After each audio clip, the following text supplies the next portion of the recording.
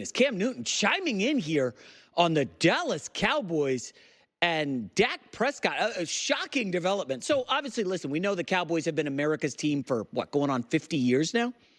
I mean, they haven't been totally dominant in the last 20, but I've got some good news for Cowboys fans. It's not all terrible news off the heels of the Dak Prescott walking boot photo yesterday. But Cam Newton decided on his podcast, he's new to this media space, that he's declaring the Cowboys should not be America's team. Just because we're calling them the America's team, it should be the Chiefs because Taylor Swift is dating Travis Kelce. Oh, okay. Cam had a roundabout way of essentially saying that America's team, why are we doing that? And Cam has spoken, so we should all listen. Well, Cam is kind of new to this media thing, so I'm going to fill you in a little bit here, Cam. The New England Patriots were winners for 2 decades. They had a dynasty with Brady and Belichick. I think Brady won 7 Super Bowls. They were never America's team. It just didn't take. And as a matter of fact, if you ask me, they were hated outside of New England. People were tired of that dynasty. So just because right now the Kansas City Chiefs have won 3 Super Bowls in 5 years and Travis Kelce's dating Taylor Swift, it doesn't make them America's team. It's still the Cowboys, a blue blood franchise, which, dating back to the 70s has always been on top in the NFL. And listen, they play on Thanksgiving every year for a reason. The Dallas Cowboys haven't had back-to-back losing seasons since 2002. Folks, the Cowboys have been really, really good. Just because they haven't had postseason success doesn't mean we should strip the America's team moniker from Dallas. All I know is when I was a young NFL fan in the 90s and the Cowboys were dominant, and then the internet comes up and you got the starter jackets, everybody was a Cowboys fan. Everyone. Not just teenage girls under 13 who love the Chiefs now because of Taylor Swift. I don't know, Cam. It just felt a little weird, like you were trying to, engagement farm, perhaps. I think J.J. Redick would be proud here in the down season in the NFL. You're engagement farming, using the Cowboys to kind of cut through. But, Cam, that's just not how it works. Dallas is America's team. You want to go look at the NFL schedule? Cowboys in the early window 4 times all season. Why is that? Oh, it's because everybody wants their eyeballs on the Cowboys. They're in prime time all the time. They're in the 4 p.m. window all the time because they got fans all over America. Hell, Cam, I don't know if you noticed, but on July 4th, a photo emerged of Dak Prescott in a protective walking boot. And the NFL media went to DEFCON 1. It was panic time. And everybody freaked out. Oh, my gosh. Oh, here he is. Dak Prescott, a walking boot. Trey Lance, is he going to be starting week 1? People went ballistic. They lost their minds over a photo of Dak Prescott in a walking boot. This is America's team. This is what they are, Cam. And, we'll talk to someone later in the show, a great guest who actually has texted with with Dak Prescott about the injury.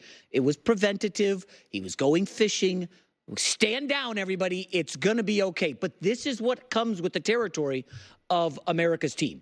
I know, Cam is not as high on Dak Prescott as I am.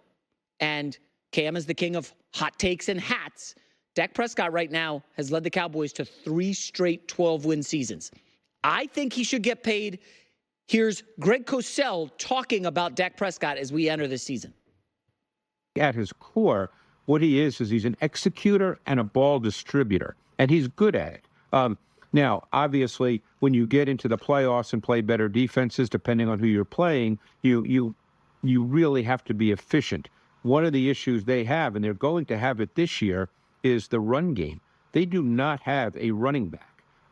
If you look at what Ezekiel Elliott's tape has shown the last 2 years, he's certainly not a back that can carry 230 or 240 times. And Dak, because of the style of quarterback that he is at this point, as I said, a distributor, he needs a complete offense. He needs a run game to be effective. Yeah, we all do. That was from the Ross Tucker podcast. Greg Cosell, good stuff. He comes on this show, as you guys know. But listen, I'm not as down on Dak as everyone else. Obviously, it's a massive season with the McCarthy situation looming, CeeDee Lamb, Micah Parsons. I'm not saying Dak Prescott is some world beater. I think he's good. I think he's a top 10, 11 quarterback in the league. But to try to steal the moniker and say, Dallas is no longer America's team. Cam, hey, I know you're new to this media stuff, but nice try. It's a bit of a miss. Let's move to the NBA, where LeBron James and all the biggest stars in the league will descend upon Vegas for USA basketball training camp. They will train in Vegas this week. Then they will battle Canada, I believe, next week, and as a tune-up for the Olympics. But at training camp, you guys can take a guess what the biggest story is going to be. 39-year-old LeBron James. And boy, what a rough summer for LeBron, huh? I mean, goodness gracious. The guy handpicks the Lakers' next head coach, his podcast buddy. Then he gets the Lakers to draft his son in the second round and give him a big fat contract. It's dripping with hate, folks. You know it's coming. And then LeBron says, I'll take less to bring in free agents. And then they don't get anyone. Oh, wow. You know, the media, the ink-stained wretches who are going to be covering this team in Vegas, it could get ugly. A lot of these guys grew up Michael Jordan sycophants, younger in the 90s. They love Jordan. They're not huge fans of LeBron. And you know the media loves to build people up and then tear them down. And it is coming. Folks, do you see the article that dropped this morning? I don't know if you saw it. Big question. So is LeBron going to come off the bench for Team USA? The pylon begins. They're coming after the king. But you know the saying from The Wire, you come at the king, you best not miss. People are now speculating, should LeBron come off the bench for Team USA? This stacked team. I mean, obviously, Joel Embiid will start at center. Right, we got that. You got Steph Curry as your point guard. Here's the roster we got on FS1. Probably need Kevin Durant as your stretch four. Okay, so that's 3 spots. Then you need a lockdown wing defender. Well, that's not LeBron. That's probably Kawhi Leonard, right? He's healthy, allegedly. Steve Kerr says he's healthy. Whatever. And then you'll need like a shooting guard to fill it up. Maybe a D-Book, Anthony Edwards. You want to get very defensive, Drew Holiday. Maybe it's all matchup dependent. When they play France, and oh my gosh, I can't wait for that game. Gobert and Wembanyama are working together right now as the starters for France. That is an impenetrable back line.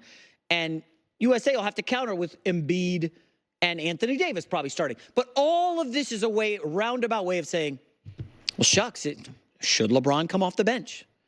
And you know there's somebody sitting there stewing. Just wait. I'm going to come off the bench? Really? You guys are sending me to Paris so I can come off the bench? You think, how's LeBron going to take that? And, folks, we're at this weird space now. And we'll get to in-depth a little shortly where once the athletes get near the end, it starts to become open season on them because the media has been, ball washing these guys for 2 decades. And now all of a sudden it's, LeBron, he's 39. Now it's weird because in the 80s, Magic obviously had to retire early. Larry Bird's injuries, he was done in his early to mid-30s. Isaiah Thomas just up and retired before he was even 35. Jordan quit 2 times well before the age of 39. So it's like, LeBron's playing at we should be applauding him and excited that he's still around and playing at such a high all-NBA level, averaging 25, 7, and 7, or whatever the numbers are. And now you guys are trying to drive him to the bench? Listen, we know that commanding control of a team and the court and just owning everything is a space of basically 3 guys in the NBA right now. 3 people do it better than anyone. Anybody can score. Anybody can be a pure point guard. Anybody can rebound.